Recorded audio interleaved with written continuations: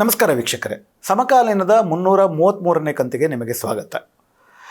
ಸ್ವಾತಂತ್ರ್ಯ ನಂತರ ನಾವು ಕಟ್ಟಿಕೊಂಡಂಥ ಈ ದೇಶದಲ್ಲಿ ಭಾರತದ ಸಂವಿಧಾನ ಭಾರತದ ನ್ಯಾಯಾಂಗಕ್ಕೆ ವಿಶೇಷವಾದಂಥ ಒಂದು ಜವಾಬ್ದಾರಿಯನ್ನು ಕೊಟ್ಟಿದೆ. ಅದರಲ್ಲೂ ಮುಖ್ಯವಾಗಿ ಭಾರತದ ಹೈಕೋರ್ಟು ಮತ್ತು ಸುಪ್ರೀಂ ಕೋರ್ಟ್ಗಳನ್ನು ಕಾನ್ಸ್ಟಿಟ್ಯೂಷನಲ್ ಕೋರ್ಟ್ಸ್ ಅಂತ ಕರೀತಾರೆ. ಅಂದರೆ ಭಾರತದ ಸಾಂವಿಧಾನಿಕ ಕೋರ್ಟ್ಗಳು. ಯಾತಕ್ಕೆ ಅದನ್ನು ಸಾಂವಿಧಾನಿಕ ಕೋರ್ಟ್ಗಳು ಅಂತ ಕರೀತಾರೆ ಅಂದರೆ ಇದಕ್ಕೊಂದು ಹಿನ್ನೆಲೆ ಇದೆ. ಭಾರತದ ಸಂವಿಧಾನ ರಚನೆ ಆಗಬೇಕಾದ್ರೆ ಅದರ ಮೊದಲ ಸಭೆಯಲ್ಲಿ ಅಂಬೇಡ್ಕರ್ ಅವರು ಮಾಡಿದಂಥ ಮೊದಲನೇ ಭಾಷಣದಲ್ಲಿ ನೆಹರು ಅವರು ಮುಂದಿಟ್ಟಂಥ ರೈಟ್ಸ್, ಜನರ ಹಕ್ಕುಗಳ ಒಂದು ಪರಿಚಯ ಪತ್ರವನ್ನು ಮುಂದಿಡ್ತಾರೆ. ಅದರ ಬಗ್ಗೆ ಅಂಬೇಡ್ಕರ್ ಭಾಷಣ ಮಾಡ್ತಾ ಹೇಳೋದೇನಪ್ಪ ಅಂದರೆ, ಹಕ್ಕುಗಳು ಸರಿ, ಈ ಹಕ್ಕುಗಳು ಉಲ್ಲಂಘನೆ ಆದರೆ ಅದಕ್ಕೆ ಪರಿಹಾರ ಏನು, ರೆಮಿಡೀಸ್ ಏನು ಅನ್ನುವ ಪ್ರಶ್ನೆಯನ್ನು ಕೇಳ್ತಾರೆ. ಭಾರತಕ್ಕೆ ಪ್ರಭುತ್ವ ಮೂಲಭೂತ ಹಕ್ಕುಗಳನ್ನು ಕೊಡುತ್ತೆ. ಭಾರತದ ಸರ್ಕಾರವೇ ಆ ಮೂಲಭೂತ ಹಕ್ಕುಗಳನ್ನು ಉಲ್ಲಂಘನೆ ಮಾಡಿದ್ರೆ ಅದನ್ನು ರಕ್ಷಿಸುವುದು ಯಾರು ಅನ್ನುವ ಪ್ರಶ್ನೆ ಬಂದಾಗ ಸುಪ್ರೀಂ ಕೋರ್ಟ್ಗೆ ಭಾರತದ ಜನರ ಮೂಲಭೂತ ಹಕ್ಕುಗಳನ್ನು ರಕ್ಷಿಸುವಂಥದ್ದು, ಭಾರತದ ಸಂವಿಧಾನದ ಮೂಲ ರಚನೆಗಳನ್ನು ರಕ್ಷಿಸುವಂತಹ ವಿಶೇಷ ಜವಾಬ್ದಾರಿಯನ್ನು ಆರ್ಟಿಕಲ್ 32, ಆರ್ಟಿಕಲ್ 226 ಹೈಕೋರ್ಟ್ಗಳಲ್ಲಿ ವಿಶೇಷವಾಗಿ 5 ರಿಟ್ಗಳು ಅಂತ ಏನು ಕರೀತಾರೆ. ನಮ್ಮ ಮೂಲಭೂತ ಹಕ್ಕುಗಳು ಉಲ್ಲಂಘನೆ ಆದಾಗ, ಸರ್ಕಾರ ಉಲ್ಲಂಘನೆ ಮಾಡಿದ್ರು, ಬೇರೆ ಯಾವುದೇ ರೀತಿಯ ಉಲ್ಲಂಘನೆ ಆದರೂ ಕೂಡ ಜನ ಕೋರ್ಟಿನ ಮೊರೆ ಹೋಗ್ಬೋದು. ಆರ್ಟಿಕಲ್ 32 ಸುಪ್ರೀಂ ಕೋರ್ಟ್ಗೆ ಆ ರೀತಿ ಮೂಲಭೂತ ಹಕ್ಕುಗಳನ್ನು ರಕ್ಷಿಸುವಂತಹ ವಿಶೇಷ ಅಧಿಕಾರವನ್ನು ಕೊಟ್ಟಿದೆ. ಆರ್ಟಿಕಲ್ 142 ಅನ್ನುವಂಥದ್ದು ಜಗತ್ತಿನ ಕೆಲವೇ ಸಂವಿಧಾನದಲ್ಲಿರುವಂತಹ ವಿಶೇಷವಾದ ಅಧಿಕಾರ ಸುಪ್ರೀಂ ಕೋರ್ಟ್ಗೆ.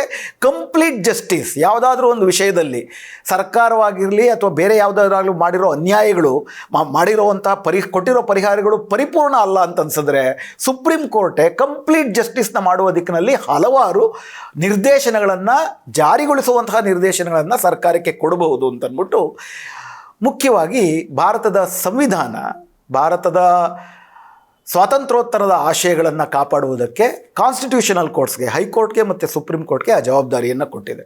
ಸಾರಾಂಶದಲ್ಲಿ ಕಾರ್ಯಾಂಗ ಮತ್ತು ಶಾಸಕಾಂಗಗಳು ಸಂವಿಧಾನವನ್ನು ಅನುಷ್ಠಾನ ಮಾಡುವುದರಲ್ಲಿ, ಸಂವಿಧಾನ ಕೊಟ್ಟಿರುವ ಹಕ್ಕುಗಳನ್ನು ಅನುಷ್ಠಾನ ಮಾಡುವುದರಲ್ಲಿ ವಿಫಲವಾದಲ್ಲಿ ಅದನ್ನು ರಕ್ಷಿಸುವ ಗುರುತರವಾದಂಥ ಜವಾಬ್ದಾರಿ ಸುಪ್ರೀಂ ಕೋರ್ಟ್ಗೆ ಇದೆ,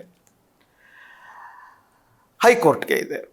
ಆದರೆ ನಮ್ಮ ಭಾರತದ ಇತಿಹಾಸವನ್ನು ನೋಡಿದರೆ ಆ ರೀತಿ ವಿಶೇಷವಾಗಿ ತನ್ನ ಜವಾಬ್ದಾರಿಯನ್ನು ಪೂರೈಸುವುದರಲ್ಲಿ ಸುಪ್ರೀಂ ಕೋರ್ಟ್ಗಳು ಯಾವತ್ತೂ ಒಂದು ಹೆಜ್ಜೆ ಹಿಂದೆ ಇದ್ದದ್ದನ್ನೇ ನಾವು ನೋಡ್ತೀವಿ.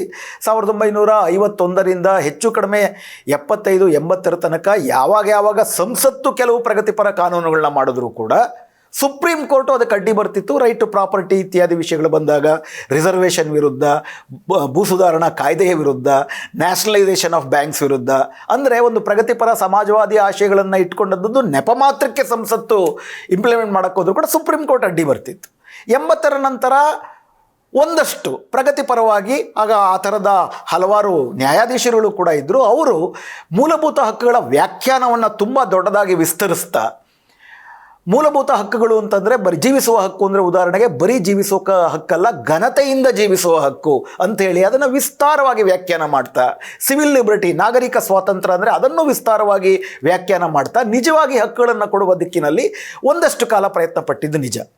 ಆದರೆ 1991ರ ನಂತರ ಭಾರತ ವಿಶೇಷವಾಗಿ ನವ ಉದಾರವಾದ ಈ ಉದಾರೀಕರಣ, ಖಾಸಗೀಕರಣ, ಜಾಗತೀಕರಣದ ವಿಷಯಗಳನ್ನು ಒಂದು ಆರ್ಥಿಕ ನೀತಿಯಾಗಿ ಅನುಸರಿಸೋಕ್ಕೆ ಶುರುವಾದ ಮೇಲೆ ಅದಕ್ಕೆ ತಕ್ಕಂತೆ ನಮ್ಮ ರಾಜಕೀಯಗಳು ಬದಲಾಗ್ತಾ ಬಂತು. ಹಾಗೆಯೇ ಸುಪ್ರೀಂ ಕೋರ್ಟ್ನ ಸಾಂವಿಧಾನಿಕ ವ್ಯಾಖ್ಯಾನಗಳು ಕೂಡ ಬದಲಾಗ್ತಾನೆ ಬಂತು. ಇದಕ್ಕೊಂದು ಇತಿಹಾಸ ಇದೆ. ಆದರೆ ಈಗ ನಾನು ತಮ್ಮ ಮುಂದೆ ಹೇಳ್ತಾ ಇರುವಂಥದ್ದು ಕಳೆದ 10 ವರ್ಷದಲ್ಲಿ, ಅದರಲ್ಲೂ ಕಳೆದ 2-3 ವರ್ಷದಲ್ಲಿ ಭಾರತದ ಸುಪ್ರೀಂ ಕೋರ್ಟು ಮತ್ತು ಅದು ಅನುಸರಿಸ್ತಿರುವಂತಹ ನ್ಯಾಯಿಕ ಮಾನದಂಡಗಳು ಹೆಚ್ಚು ಕಡಿಮೆ ಈ ಆಳುವ ಸರ್ಕಾರದ ಓಲೈಕೆಯಲ್ಲಿ ಮಾತ್ರವಲ್ಲ, ಸೈದ್ಧಾಂತಿಕವಾಗಿಯೂ ಕೂಡ ಒಂದು ಹಿಂದುತ್ವದ ಸಿದ್ಧಾಂತ ಮತ್ತು ಹಿಂದೂ ರಾಷ್ಟ್ರದ ಅಜೆಂಡಾಗೆ ಪೂರಕವಾಗಿರುವಂತೆ ಸಂವಿಧಾನದ ವ್ಯಾಖ್ಯಾನಗಳನ್ನು ಮಾಡ್ತಾ ಇದ್ದಾರೆ. ಭಾರತದ ಸುಪ್ರೀಂ ಕೋರ್ಟು, ಅದರಲ್ಲೂ ಕೂಡ ಅದರ ಅತ್ಯುಚ್ಚವಾದಂಥ ನ್ಯಾಯಾಧೀಶರು CJI, chief justice of India ಇರ್ಬೋದು, ಮತ್ತು ಅದೇ ರೀತಿ ಹಿರಿಯ ನ್ಯಾಯಾಧೀಶರುಗಳು ಯಾವ ಕಾರಣಕ್ಕೂ ಕೂಡ ಮೋದಿ ಸರ್ಕಾರ ಅನುಸರಿಸ್ತಿರುವ ಆರ್ಥಿಕ ನೀತಿ ಅಥವಾ ಸಾಂಸ್ಕೃತಿಕ ನೀತಿ ಅಥವಾ ಒಟ್ಟಾರೆ ಸಾಮಾಜಿಕ ನೀತಿಗಳಿಗೆ ಅಡ್ಡಿ ಬರಬಾರ್ದು ಅನ್ನುವಂತಹ ಒಂದು ತೀರ್ಮಾನವನ್ನು ಸೈದ್ಧಾಂತಿಕವಾಗಿಯೇ ಏನಾದರೂ ರೂಪುಗೊಂಡಿದೆಯಾ? ಇಂಥ ಅನುಮಾನಗಳು ಕಳೆದ ಕೆಲವು ವಾರಗಳಿಂದ ಕೆಲವು ವರ್ಷಗಳಿಂದ ಬರ್ತಿರೋ ಜಡ್ಜ್ಮೆಂಟ್ಗಳನ್ನ ನೋಡಿದಾಗ ಬಹಳ ತೀವ್ರವಾಗಿ ಆ ಪ್ರಶ್ನೆಗಳು ಎದ್ದು ಬರ್ತವೆ. ನಿಮ್ಮೆಲ್ಲರಿಗೂ ಕೂಡ ಗೊತ್ತಿರೋ ಹಾಗೆ ಭಾರತದ ಸಂವಿಧಾನದ ಮೂಲಭೂತ ರಚನೆ ಅಂತ ಅಂದ್ಬಿಟ್ಟು ಬೇಸಿಕ್ ಸ್ಟ್ರಕ್ಚರ್ ಆಫ್ ಕಾನ್ಸ್ಟಿಟ್ಯೂಷನ್ ಅಂತ ಅಂದ್ಬಿಟ್ಟು ನಾವು ಕೆಲವು ವಿಷಯಗಳನ್ನ, ಉದಾಹರಣೆಗೆ ಕೇಶವಾನಂದ ಭಾರತಿ ಪ್ರಕರಣದಲ್ಲಿ 13 ಜನ ನ್ಯಾಯಾಧೀಶರು ಸುಪ್ರೀಂ ಕೋರ್ಟಿನಲ್ಲಿ ಸಂಸತ್ತು ಏನು ಬೇಕಾದರೂ ತೀರ್ಮಾನಗಳನ್ನ ಮಾಡ್ಬೋದು, ಸಂಸತ್ತು ಯಾವ ಬೇಕಾದರೂ ಸಂವಿಧಾನಕ್ಕೆ ತಿದ್ದುಪಡಿಗಳನ್ನು ಮಾಡ್ಬೋದು, ಆದರೆ ಭಾರತದ ಸಂವಿಧಾನದ ಮೂಲ ರಚನೆಯನ್ನು ತಿದ್ದುಪಡಿ ಮಾಡುವಂತಹ ಸಂವಿಧಾನವನ್ನು ಮಾಡಬಾರ್ದು. ಏನು ಆ ಮೂಲ ರಚನೆ? ಭಾರತದ ಒಕ್ಕೂಟ ವ್ಯವಸ್ಥೆ, ಭಾರತದ ಸಂಸದೀಯ ಪ್ರಜಾತಂತ್ರ, ಸೆಕ್ಯುಲಾರಿಸಮ್, ಇವೆಲ್ಲವೂ ಕೂಡ ಭಾರತದ ಸಂವಿಧಾನದ ಮೂಲ ರಚನೆಗಳು. ಸಂಸತ್ತು ಸಂವಿಧಾನಕ್ಕೆ ಏನೆಲ್ಲ ತಿದ್ದುಪಡಿ ತಂದರೂ ಕೂಡ ಮುಖ್ಯವಾಗಿ ಈ ವಿಷಯಗಳನ್ನು ಬದಲಾವಣೆ ಮಾಡುವಂಥದ್ದು ಯಾವುದೂ ಮಾಡಬಾರ್ದು. ಯಾಕಂದರೆ ಸಂವಿಧಾನದ ಅರ್ಥವೇ, ಅದರ ಆತ್ಮವೇ ಸತ್ತೋಗುತ್ತೆ ಇದಕ್ಕೆ ತಿದ್ದುಪಡಿ ತಂದರೆ ಅಂತ.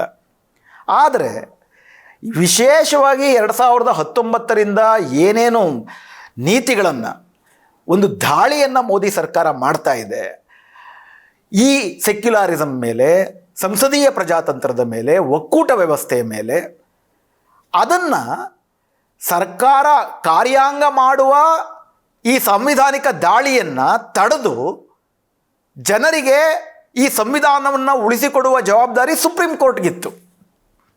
ಆದರೆ ಸುಪ್ರೀಂ ಕೋರ್ಟು ಸರ್ಕಾರದ ಜೊತೆ ಸರ್ಕಾರದ ಸಿದ್ಧಾಂತವನ್ನೆಲ್ಲ ಒಪ್ಪಿಕೊಂಡು, ಅವರ ತರ್ಕವನ್ನೆಲ್ಲನೂ ಒಪ್ಪಿಕೊಂಡು, ಅಷ್ಟು ಮಾತ್ರ ಅಲ್ಲ, ತಾನೂ ಕೂಡ ಅದಕ್ಕೆ ಪೂರಕ ತರ್ಕವನ್ನು ಕೊಟ್ಟು ಈ ದಾಳಿಗೆ ಪೂರಕವಾಗಿ ಕೆಲಸ ಮಾಡ್ತಾ ಇದೆಯಾ ಅನ್ನುವ ಪ್ರಶ್ನೆ ಕಳೆದ 1-2-3 ಜಡ್ಜ್ಮೆಂಟ್ಗಳಲ್ಲಿ ಎದ್ದು ಕಾಣುತ್ತೆ. ಈಗ ಉದಾಹರಣೆಗೆ ನಿನ್ನೆ ಅಲ್ಲ ಮೊನ್ನೆ ಬಂದಂಥ ತೀರ್ಪನ್ನೇ ನೀವು ನೋಡಿ.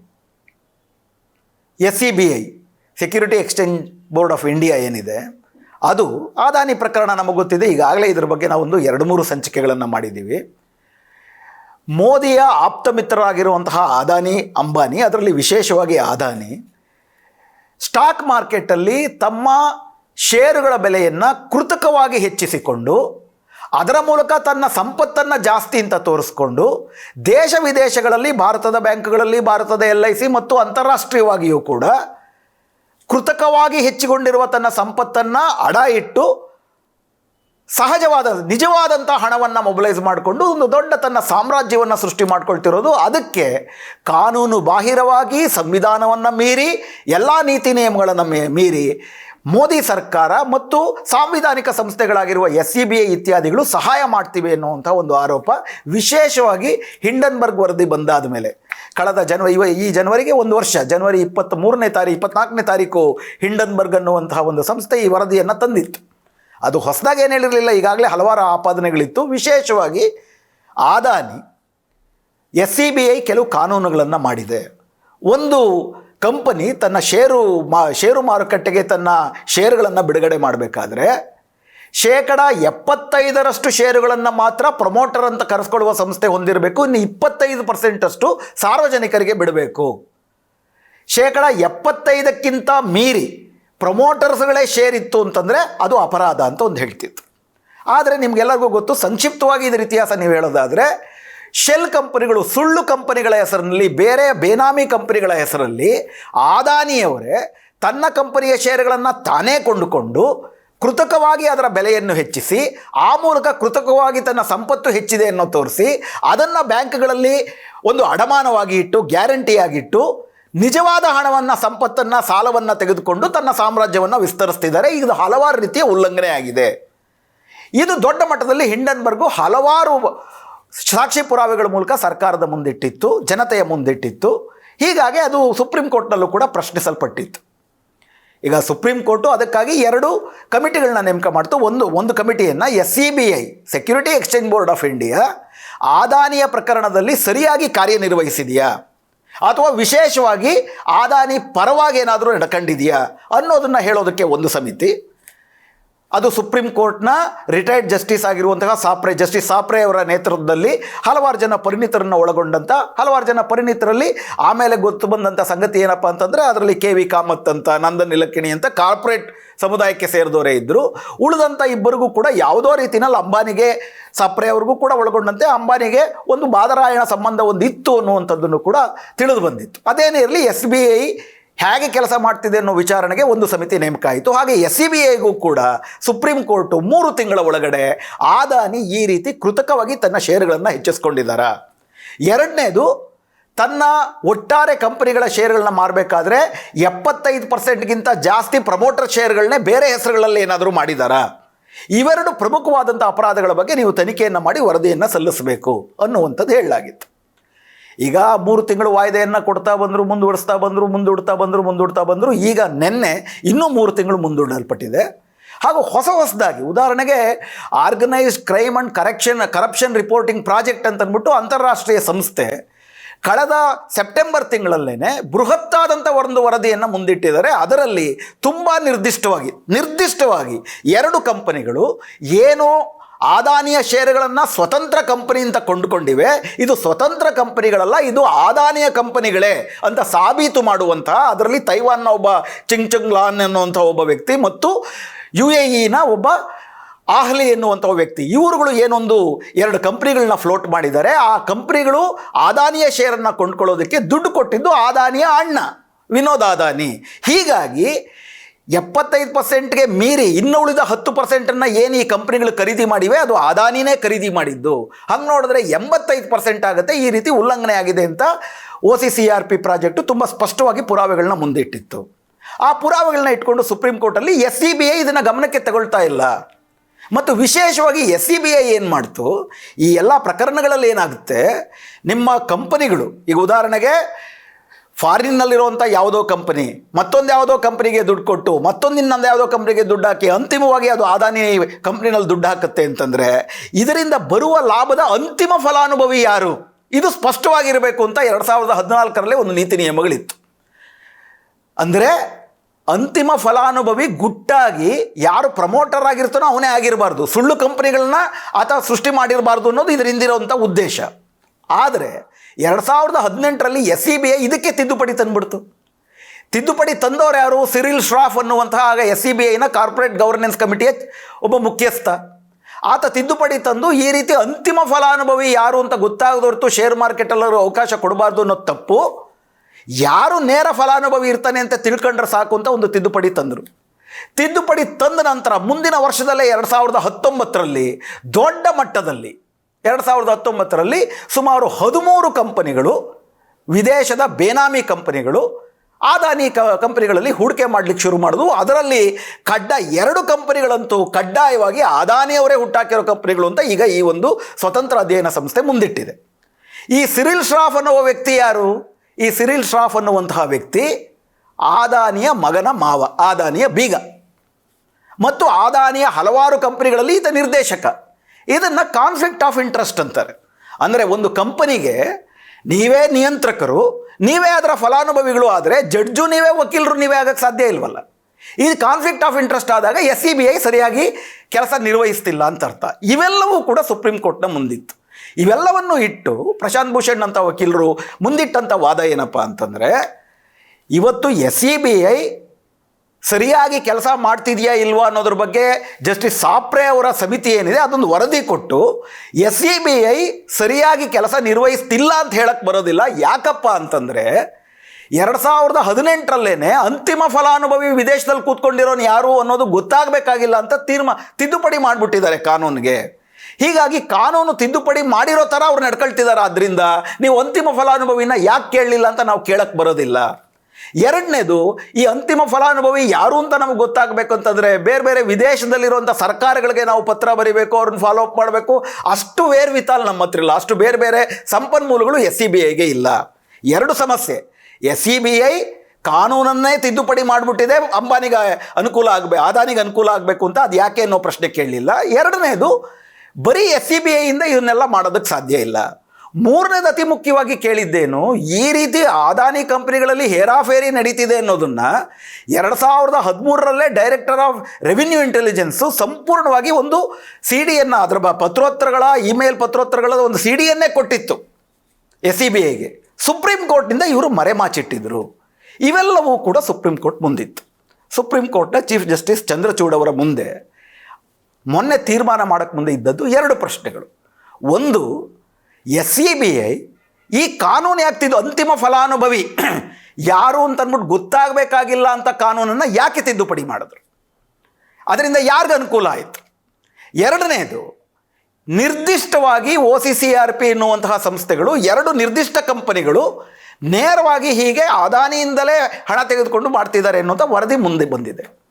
ಈಗ ಜನತೆಯ ಹಿತಾಸಕ್ತಿ ಮುಖ್ಯವಾಗಿದ್ದರೆ ಸುಪ್ರೀಂ ಕೋರ್ಟ್ಗೆ ಜನತೆಯ ಹಿತಾಸಕ್ತಿ, ಈ ದೇಶದ ಸಾರ್ವಭೌಮತೆ ಅದು ಮುಖ್ಯವಾಗಿದ್ದರೆ ಈ ವರದಿಯ ಸತ್ಯಾಂಶಗಳನ್ನು ಪರಿಶೀಲನೆ ಮಾಡಿ ಮತ್ತು ವಿಶೇಷವಾಗಿ ಈ 2 ಕಂಪನಿಗಳು ನೇರವಾಗಿ ಅದಾನಿ ಕಂಪನಿಗಳೇ ಅಂತ ಹೇಳ್ತಿದ್ದಾರಲ್ಲ ಇವರು, ನಿರ್ದಿಷ್ಟವಾಗಿ ಅದರ ಬಗ್ಗೆ ತನಿಖೆ ಮಾಡಿ.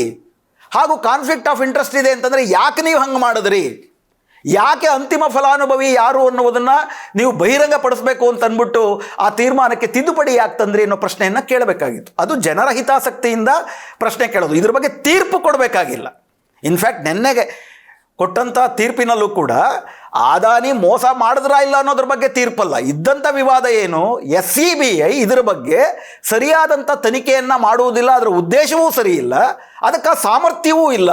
ಯಾಕಂದರೆ ಬರೀ SEBI ವಿದೇಶದಲ್ಲಿರೋ ಕಂಪ್ನಿ ಯಾವುದು ಅಂತ ಹುಡುಕೊಂಡೋಗಿ ಮಾಡೋಕ್ಕೆ ಬರೋದಿಲ್ಲ. ಹೀಗಾಗಿ ಈ ತನಿಖೆಯನ್ನು SEBIಯಿಂದ ಆಚೆಗೆ ED, CBI ಅಥವಾ ಜಂಟಿ ಸಂಸದೀಯ ಸಮಿತಿ ಈ ಥರ ಬೇರೆ ಎಲ್ಲ ವಿಷಯಗಳನ್ನು ಕೂಡ ಗಮನಕ್ಕೆ ತೆಗೆದುಕೊಳ್ಳಬಲ್ಲಂತ, ಅದಾನಿಗೆ ಹಣದ ಮೂಲ ಯಾವುದು, ಅವರ ಸಾಮ್ರಾಜ್ಯ ವಿಸ್ತರಣೆಗೆ ಕೃತಕವಾಗಿ ಏನು ಜಾಸ್ತಿಯಾಗಿ ಹಣ ಇನ್ವೆಸ್ಟ್ ಮಾಡ್ತಿದ್ರೆ ಅದು ಎಲ್ಲಿಂದ ಬಂತು. ಉದಾಹರಣೆಗೆ ಇದೇ ಅದಾನಿ ಸಾಮ್ರಾಜ್ಯ ಹಿಂಡನ್ಬರ್ಗ್ ವರದಿ ಬಂದು ಬಿಕ್ಕಟ್ಟಿನಲ್ಲಿದ್ದಾಗ 20,000 ಕೋಟಿ ರೂಪಾಯಿಯಷ್ಟು ಭಾರತದ ಸರ್ಕಾರದ ಹಣ ಅದರಲ್ಲಿ ಇನ್ವೆಸ್ಟ್ ಆಗಿದೆ ಅಂತೇಳಿ ವಿರೋಧ ಪಕ್ಷಗಳು ವಿಶೇಷವಾಗಿ ರಾಹುಲ್ ಗಾಂಧಿ ಆಪಾದನೆ ಮಾಡ್ತಾಯಿದ್ರು. ಈಗ ಅದು ಆಪಾದನೆ ಸರಿಯೋ ತಪ್ಪೋ ಅನ್ನೋದು ಬೇರೆ ಪ್ರಶ್ನೆ. ಅದನ್ನು ಸರಿಯಾಗಿ ತನಿಖೆ ಮಾಡಿ ಅಂತ ಕೇಳಬೇಕಲ್ಲ. ಸಂಸತ್ ಏನು ಮಾಡ್ತು, ಅವರಲ್ಲಿ ಬಲ ಇದೆ, ಆದ್ದರಿಂದ ಅದಾನಿಯನ್ನು ರಾಹುಲ್ ಗಾಂಧಿ ಅವ್ರನ್ನ ವಜಾ ಮಾಡಿದ್ರು. ಬೇರೆ ಯಾವುದೋ ಪ್ರಕರಣವನ್ನು ಇಟ್ಕೊಂಡು ಅವರೇನೋ ಮೋದಿ ಅವ್ರಿಗೆ ಹೆಸರಿಟ್ಟು ಅವರ ಜಾತಿ ಹೆಸರಿಟ್ಟು ಬೈದುಬಿಟ್ರು ಅಂತೇಳಿ ಆಮೇಲೆ ಅದು ವಿಫಲ ಆಯಿತು, ಆ ಕೇಸು ನಡೀಲಿಲ್ಲ. ಬಟ್ ಅವ್ರನ್ನ ಹೊರಗಿಟ್ರು. ಅದಾನಿ ಬಗ್ಗೆ ಪ್ರಶ್ನೆ ಆಗ್ತೀರಾ ಅಂತ.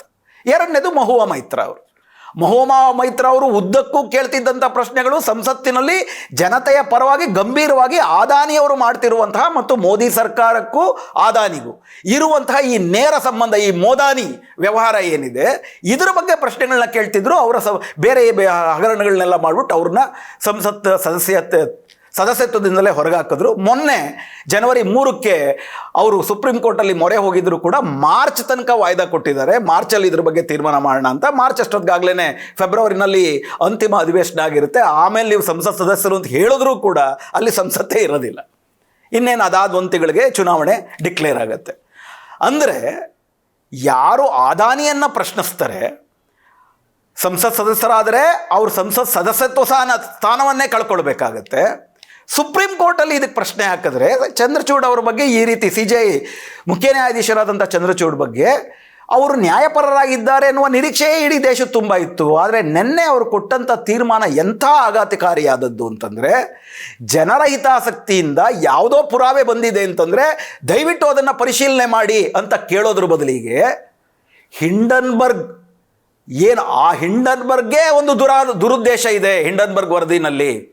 ಹೀಗಾಗಿ ಅದರಿಂದ ಈ ದೇಶಕ್ಕೆ ಆಗಿರೋ ನಷ್ಟದ ಬಗ್ಗೆ ನೀವು ಸ್ವತಂತ್ರ ತನಿಖೆಯನ್ನು ಮಾಡಿ. ಅಂದರೆ ಯಾರು ಮೆಸೇಜ್ ತಂದರು, ಮೆಸೆಂಜರ್ ಈ ಥರ ಅನ್ಯಾಯ ಆಗ್ತಿದೆ ಅಂತ ಮೆಸೆಂಜರ್ ಕೊಟ್ಟರೆ ಆ ಮೆಸೆಂಜರ್ನೇ ಕೊಂದ್ಬಿಡೋದು.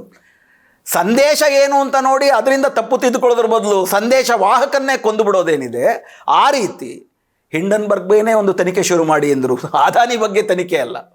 ಮತ್ತು SEBI ಮಾಡಿರೋ ತಿದ್ದುಪಡಿಗಳಿಂದ, ಇನ್ಫ್ಯಾಕ್ಟ್ SEBI ಏನು ಹೇಳ್ತು, SEBIನ ಮೇಲ್ವಿಚಾರಣೆಗೆ ಸೇರಿದಂಥ ಸಮಿತಿ ಹೌದು SEBI ಈ ಥರ ಕಾನೂನು ತಿದ್ದುಪಡಿ ಮಾಡ್ತಲ್ಲ, ಅಂತಿಮ ಫಲಾನುಭವಿ ಯಾರು ಅಂತ ಗೊತ್ತಾಗ್ತಿಲ್ಲ ಅಂತೇಳಿ, ಆ ಕಾನೂನು ತಿದ್ದುಪಡಿ ಮಾಡಿದ್ರಿಂದ SEBIಗೆ ತನಿಖೆ ಮಾಡೋಕ್ಕಾಗ್ತಿಲ್ಲ ಅಂತೇಳಿ ಒಂದು ಅನಾನುಕೂಲತೆಯನ್ನು ಮುಂದಿಟ್ಟರೆ, ಸುಪ್ರೀಂ ಕೋರ್ಟ್ ಅದಕ್ಕಿಂತ 2 ಹೆಜ್ಜೆ ಅದಾನಿ ಪರವಾಗಿ ಹೋಗಿ ಇಲ್ಲ ಅದರಿಂದ ಏನೂ ಕೂಡ ತೊಂದರೆ ಆಗಿಲ್ಲ, ಅದರಿಂದ ಈ ದೇಶದ ಇನ್ವೆಸ್ಟರ್ಸ್ಗೆ ಏನೂ ನಷ್ಟ ಆಗಿಲ್ಲ ಅಂತ SEBI ಹೇಳೋದಕ್ಕೆ ಮುಂಚೆ ಸುಪ್ರೀಂ ಕೋರ್ಟೇ ತೀರ್ಮಾನ ಕೊಟ್ಬಿಟ್ಟಿದೆ. ಮೇಲಾಗಿ ಕನಿಷ್ಠ 2 ಕಂಪನಿಗಳ ಬಗ್ಗೆ ಈಗ ಹೇಳಿದಾರಲ್ಲ, ಈ ಥರ ಅದಾನಿ ಇನ್ವೆಸ್ಟ್ಮೆಂಟ್ ಅದು ಅಂತೇಳಿ, ಇದರ ಬಗ್ಗೆ ಸ್ವತಂತ್ರ ತನಿಖೆ ಮಾಡಿ ಅಂತ ಅಂದ್ಬಿಟ್ಟು ಹೇಳಬೇಕಲ್ವ ಈ ದೇಶದ ಹಿತಾಸಕ್ತಿಯ ಪರವಾಗಿದ್ದರೆ. ಯಾವ ಕಾರಣಕ್ಕೂ ಕೂಡ ಆ ರೀತಿ ತನಿಖೆ ಮಾಡುವ ಅಗತ್ಯ ಇಲ್ಲ ಅಂತ ಹೇಳುತ್ತೆ. ಮೂರನೇದು, SEBI ತನಿಖೆ ಮಾಡುವುದಕ್ಕೆ ಸಾಂಸ್ಥಿಕ ಮಿತಿಗಳಿದೆ. ಯಾವುದೋ ಬೇರೆ ದೇಶಕ್ಕೆ ಹೋಗ್ಬಿಟ್ಟು ಅಲ್ಲೇನು ಅಂತೆಲ್ಲ ನೋಡ್ಕೊಂಬರೋಕ್ಕಾಗಿಲ್ಲ, ಬೇರೆ ಸಂಸ್ಥೆಗಳ ಅಗತ್ಯ ಬೀಳುತ್ತೆ. ಹೀಗಾಗಿ ಬೇರೆ ಸಂಸ್ಥೆಗೆ ಅವಕಾಶ ಮಾಡಿಕೊಡಿ ಅಂತಂದರೆ ಬೇರೆ ಸಂಸ್ಥೆಗೆ ಅವಕಾಶ ಮಾಡಿಕೊಡ್ಬೇಕಾಗಿಲ್ಲ. SEBI ಅತ್ಯುತ್ತಮವಾಗಿ ಕಾರ್ಯನಿರ್ವಹಿಸ್ತಿದೆ. ಇದು SEBI ಸರಿಯಾಗಿ ಕಾರ್ಯನಿರ್ವಹಿಸ್ತಿದೆಯಾ ಅಂತ ಅಂದ್ಬಿಟ್ಟು ಏನೊಂದು ಸಮಿತಿ ನೇಮಕ ಮಾಡಿದ್ರು, ಆ ಸಮಿತಿನೂ ಹಿಂಗೆ ಹೇಳಿಲ್ಲ. SEBI ಸಮರ್ಥವಾಗಿ ಕಾರ್ಯನಿರ್ವಹಿಸೋದಕ್ಕೆ ಕೆಲವು ಕೊರತೆಗಳಿವೆ ಅಂತ ಅಂದ್ಬಿಟ್ಟು ಹೇಳಿದ್ರು. ಆದರೆ ಸುಪ್ರೀಂ ಕೋರ್ಟ್ 2 ಹೆಜ್ಜೆ ಮುಂದಕ್ಕೆ ಹೋಗಿ SEBI ಅದ್ಭುತವಾಗಿ ಕಾರ್ಯನಿರ್ವಹಿಸ್ತಿದೆ ಅಂತೇಳಿ ಈಗಾಗಲೇ 3 ವಾಯ್ದಾ ಕೊಟ್ಟರೆ 4ನೇ ವಾಯ್ದಾ ಇನ್ನೂ ಒಂದು 3 ತಿಂಗಳು ಕೊಟ್ಟು ನೀವು ತೀರ್ಮಾನ ತಗೊಳ್ಳಿ ಅಂದರು. ಬದಲಿಗೆ ಯಾರು ಈ ಅನ್ಯಾಯಗಳನ್ನು, ದೇಶಕ್ಕೆ ಅದಾನಿ ಮಾಡ್ತಿರೋ ಅನ್ಯಾಯಗಳನ್ನು ಪಬ್ಲಿಕ್ ಇಂಟ್ರೆಸ್ಟ್ ಲಿಟಿಗೇಷನ್ ರೂಪದಲ್ಲಿ ಸುಪ್ರೀಂ ಕೋರ್ಟ್ನ ಮುಂದೆ ತಂದಿದ್ರು, ಅವ್ರಿಗೇನೆ ತರಾಟೆಗೆ ತಗೊಂಡ್ರು. ಈ ರೀತಿ ಅನ್ವೆರಿಫೈಡ್ ರಿಪೋರ್ಟ್ಸ್ ಅಂದರೆ ಪ್ರಮಾಣವಿಲ್ಲದಂತಹ, ತನಿಖೆ ಪೂರ್ಣವಾಗಿ ಮಾಡಿದಂಥ ವರದಿಗಳನ್ನ ಇಟ್ಕೊಂಡು ಪಬ್ಲಿಕ್ ಇಂಟ್ರೆಸ್ಟ್ ಲಿಟಿಗೇಷನ್ ಮಾಡಬಾರ್ದು, ಇದರಿಂದ ಸುಪ್ರೀಂ ಕೋರ್ಟ್ನ ಕಾಲ ವ್ಯಯ ಆಗುತ್ತೆ. ಅಂದರೆ ಅದಾನಿ ವಿರುದ್ಧ ಮಾತಾಡಿದ್ರೆ ಸಂಸತ್ತು ಪ್ರಶ್ನೆ ಮಾಡಿದವ್ರನ್ನ ಹೊರಗೆ ಹಾಕುತ್ತೆ, ಅದಾನಿ ಬಗ್ಗೆ ಪ್ರಶ್ನೆ ಮಾಡಿದ್ರೆ ಸುಪ್ರೀಂ ಕೋರ್ಟಲ್ಲಿ PIL ಹಾಕಿದ್ರೆ PIL ವಜಾ ಆಗುತ್ತೆ, PIL ಹಾಕಿದವ್ರನ್ನ ತರಾಟೆಗೆ ತೆಗೆದುಕೊಳ್ಳುತ್ತೆ ಸುಪ್ರೀಂ ಕೋರ್ಟು.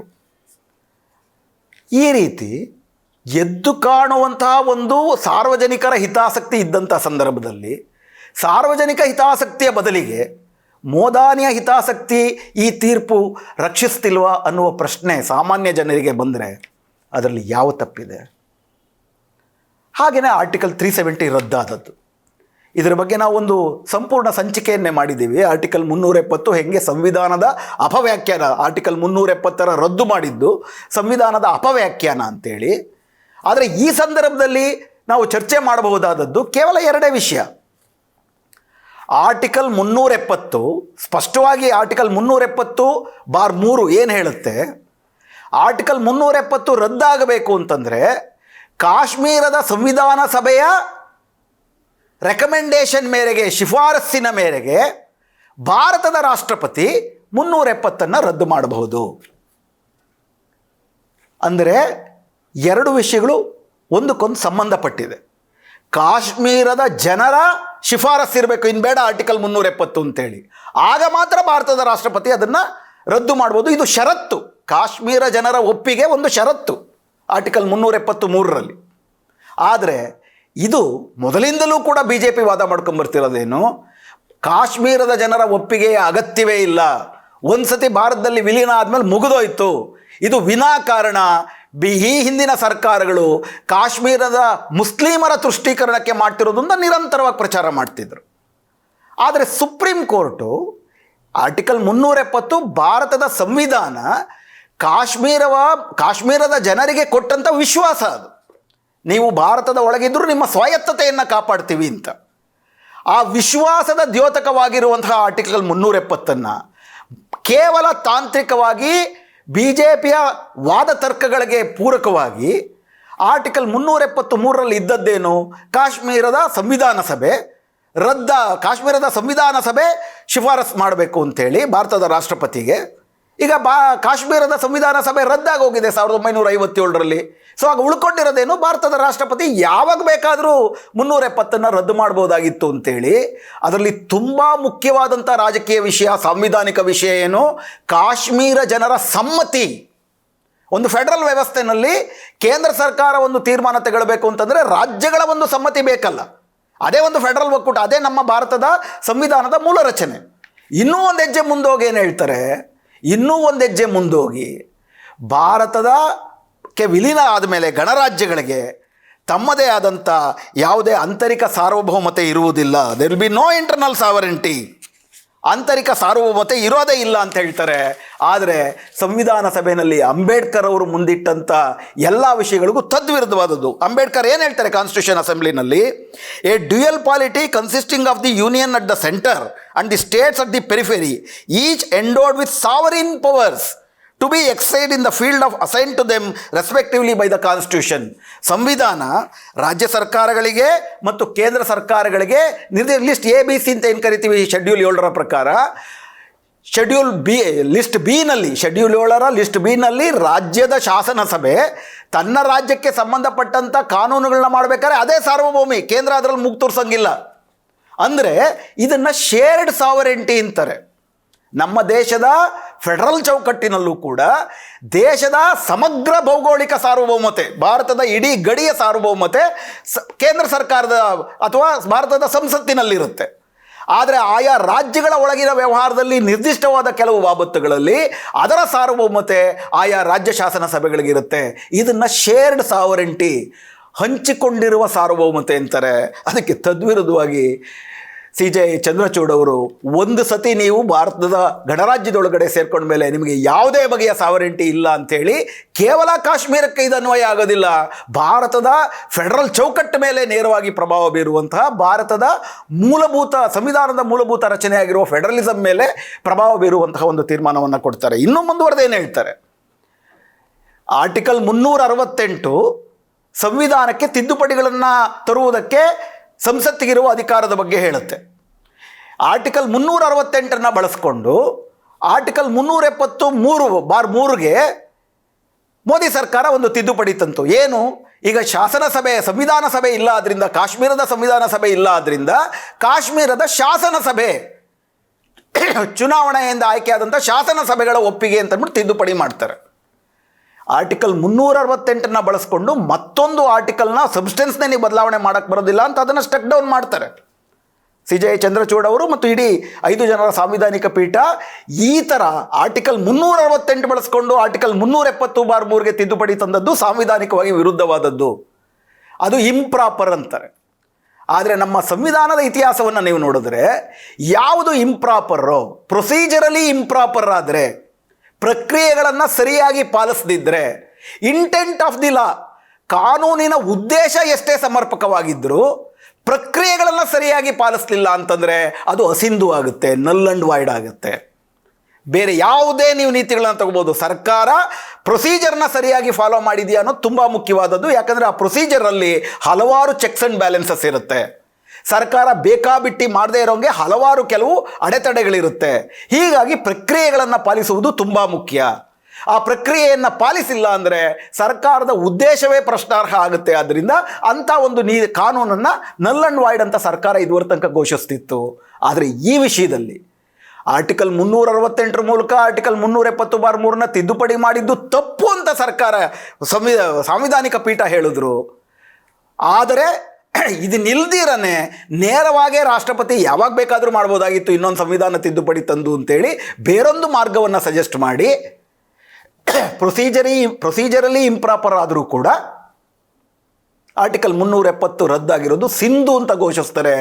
ಭಾರತದ ಜುಡಿಷಿಯಲ್ ಇತಿಹಾಸದಲ್ಲೇ ಈ ರೀತಿ ಜುಡಿಷಿಯರಿ ಸಾಂವಿಧಾನಿಕ ಪೀಠವೇ ಸರ್ಕಾರಕ್ಕೆ ಈ ಥರ ಸಲಹೆ ಮಾಡೋದು. ಯಾಕಂದರೆ ಸಂವಿಧಾನ ಪೀಠ ಸರ್ಕಾರಕ್ಕೆ ನೀವು ಹಿಂಗೆ ಕಾನೂನು ಮಾಡಿ ಅಂತಂದ್ಬಿಟ್ಟು ತೀರ್ಪು ಕೊಡೋಕ್ಕಲ್ಲ ಕೂತಿರೋದು, ನೀವು ಮಾಡಿರೋ ಕಾನೂನು ಸರಿಯಾಗಿದೆಯಾ ಇಲ್ಲ ಅಂತ ಅಡ್ಜುಡಿಕೇಷನ್, ನ್ಯಾಯ ತೀರ್ಮಾನ ಕೊಡೋದಕ್ಕೆ ಕೂತಿರೋದು. ಆದರೆ ಕಾಶ್ಮೀರದ ವಿಷಯದಲ್ಲಿ, ಯಾಕಂದರೆ ಕಾಶ್ಮೀರದ ಪ್ರಶ್ನೆ ಆಳುವ ಸರ್ಕಾರಕ್ಕೆ ಬಹಳ ಪ್ರಮುಖವಾದದ್ರಿಂದ ಅವ್ರು ಮಾಡಿರೋ 100 ತಪ್ಪುಗಳನ್ನ ಮಾಫಿ ಮಾಡಿ ಇದು ಆರ್ಟಿಕಲ್ 370 ರದ್ದು ಆಗಿರುವುದು ಸಿಂಧು ಅಂತ ಘೋಷಿಸ್ತಾರೆ. ಕಾಶ್ಮೀರದ ಸ್ಥಾನಮಾನವನ್ನು ಸ್ಟೇಟ್ಹುಡ್ಡಿಂದ ಯೂನಿಯನ್ ಟೆರಿಟರಿಗೆ ಇಳಿಸಿದ್ದಾರೆ. ಇದೊಂದು ಶಾಸನಾತ್ಮಕ ಕ್ರಮ. ಇದನ್ನು ಕೂಡ ಪ್ರಶ್ನೆ ಮಾಡಿದ್ದಾರೆ ರಿಟ್ ಪಿಟಿಷನ್ನಲ್ಲಿ. ಈಗ ಸಂವಿಧಾನ ಪೀಠ ಚರ್ಚೆ ಮಾಡಬೇಕಾಗಿದ್ದೇನು, ಈ ಥರ ಒಂದು ರಾಜ್ಯದ ಸ್ಥಾನಮಾನವನ್ನು ಚುನಾಯಿತ ಸರ್ಕಾರ ಇಲ್ಲ, 2018ರಿಂದ ಅಲ್ಲಿರುವಂಥದ್ದು ಪ್ರೆಸಿಡೆನ್ಷಿಯಲ್ ರೂಲು. ಚುನಾಯಿತ ಸರ್ಕಾರ ಅಂದರೆ ಜನರ ಸರ್ಕಾರ, ಅಂದರೆ ಜನರ ಅಭಿಪ್ರಾಯ. ಕಾಶ್ಮೀರದ ಚುನಾಯಿತ ಸರ್ಕಾರ ಅಧಿಕಾರದಲ್ಲಿ ಇಲ್ಲದೇ ಇರಬೇಕಾದ್ರೆ ಒಂದು ರಾಜ್ಯದ ಸ್ಥಾನಮಾನವನ್ನು ಹೀಗೆ ಅದನ್ನು ಒಡೆದು ಎರಡು ವಿಭಜನೆ ಮಾಡಿ ರಾಜ್ಯದ ಸ್ಥಾನಮಾನವನ್ನು ಯೂನಿಯನ್ ಟೆರಿಟರಿಗೆ ಇಳಿಸ್ಬಿಡ್ಬೋದಾ ಅನ್ನುವಂತಹ ಸಾಂವಿಧಾನಿಕ ಪ್ರಶ್ನೆಯನ್ನು ಸುಪ್ರೀಂ ಕೋರ್ಟು ಚರ್ಚೆ ಮಾಡಬೇಕಾಗಿತ್ತು. ಬದಲಿಗೆ ಇಲ್ಲ, ಆದಷ್ಟು ಬೇಗ ನಾವು ಅದನ್ನು ರಿಸ್ಟೋರ್ ಮಾಡ್ತೀವಿ ಅಂತ ಅಂದ್ಬಿಟ್ಟು ಅಡ್ವೊಕೇಟ್ ಜನರಲಲ್ಲಿ, ಸಾಲಿಸಿಟರ್ ಜನರಲಲ್ಲಿ ಹೇಳ್ತಾರೆ, ಮೌಖಿಕವಾಗಿ ಹೇಳ್ತಾರೆ. ಅವ್ರು ಮೌಖಿಕವಾಗಿ ಹೇಳಿದ್ದನ್ನು ಸುಪ್ರೀಂ ಕೋರ್ಟ್ ಒಪ್ಕೊಂಡ್ಬಿಡುತ್ತೆ. ಮತ್ತು ಭಾರತದ ಸಾಂವಿಧಾನಿಕ ಇತಿಹಾಸದಲ್ಲಿ, ನಮ್ಮ ನ್ಯಾಯಾಂಗದ ಇತಿಹಾಸದಲ್ಲಿ ಈ ಥರದ್ದು ಯಾವತ್ತೂ ಸಂಭವಿಸಿಲ್ಲ. ಸಾಲಿಸಿಟರ್ ಜನರಲ್ ಸರ್ಕಾರದ ಪ್ರತಿನಿಧಿ. ಸ್ಟೇಟ್ಹುಡ್ನ ಮತ್ತೆ ರಿಸ್ಟೋರ್ ಮಾಡಬೇಕು ಅಂದರೆ, ಯೂನಿಯನ್ ಟೆರಿಟರಿಯಿಂದ ಮತ್ತೆ ರಾಜ್ಯದ ಸ್ಥಾನಮಾನ ಕೊಡಬೇಕು ಅಂದರೆ ಸಂಸತ್ತಿನಲ್ಲಿ ಒಂದು ಲೆಜಿಸ್ಲೇಟಿವ್ ಶಾಸಕಾಂಗ ತೀರ್ಮಾನ ತೆಗೆದುಕೋಬೇಕು, ಕಾರ್ಯಾಂಗ ಅಲ್ಲ. ಮುಂದೆ ಶಾಸಕಾಂಗ ಈ ರೀತಿ ತೀರ್ಮಾನ ತೆಗೆದುಕೊಳ್ಳುತ್ತೆ ಅಂತ ಕಾರ್ಯಾಂಗದ ಒಬ್ಬ ಅಧಿಕಾರಿ ಮೌಖಿಕವಾಗಿ ಒಂದು ಭರವಸೆಯನ್ನು ಕೊಟ್ಟರೆ ಸುಪ್ರೀಂ ಕೋರ್ಟು ಅದರ ಸಾಂವಿಧಾನಿಕ ಮಾನ್ಯತೆಯನ್ನೇ ಚರ್ಚೆ ಮಾಡ್ದಿರ ಸಾರಾಸಗಟು ಹೆಂಗೆ ಒಪ್ಕೊಳ್ಳುತ್ತೆ?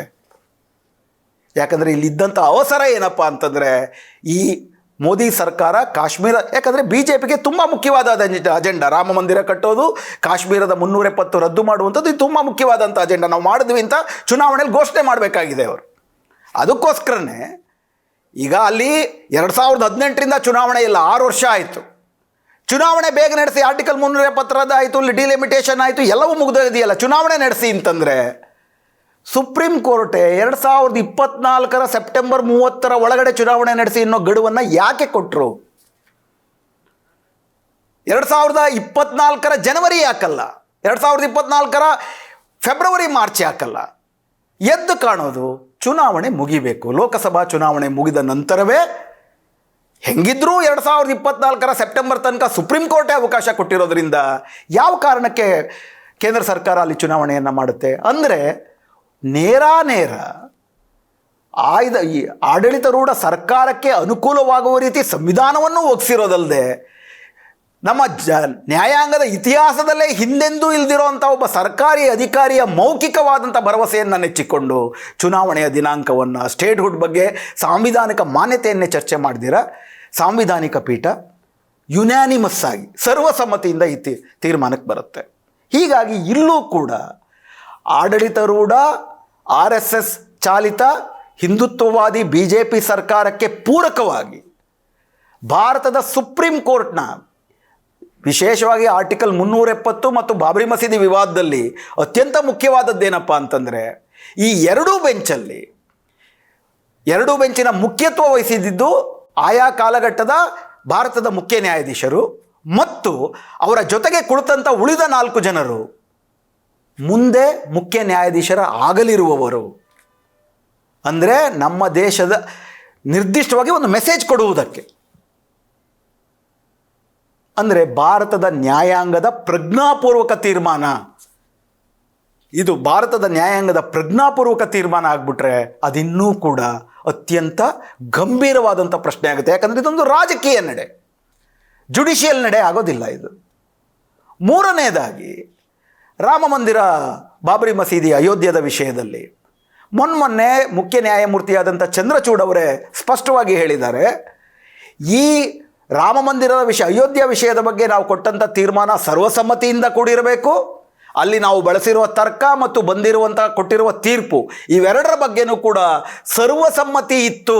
ನ್ಯಾಯಾಂಗ ಸಂಪೂರ್ಣವಾಗಿ ಈ ತೀರ್ಪಿನ ಹಿಂದಿದೆ, ಇದರ ಹಿಂದಿರೋ ತರ್ಕದ ಹಿಂದಿದೆ ಅಂಥೇಳಿ ನಾವು ಭಾರತ ಜನರಿಗೆ ಸಂದೇಶ ಕೊಡೋಕ್ಕೋಸ್ಕರವೇ ನಾವು ಇದನ್ನು ಮಾಡಿದ್ವಿ ಅಂತ ತುಂಬ ಸ್ಪಷ್ಟವಾಗಿ ಚಂದ್ರಚೂಡ್ ಹೇಳ್ತಾರೆ. ಇದ್ರ ಬಗ್ಗೆ ಈಗಾಗಲೇ ನಾವು 2-3 ಎಪಿಸೋಡ್ ಮಾಡಿದ್ದೀವಿ, ತೀರ್ಪಿನಲ್ಲಿರುವಂತಹ ಅತ್ಯಂತ ಅಸಂವಿಧಾನಿಕವಾದಂಥ ವಿಷಯಗಳ ಬಗ್ಗೆ.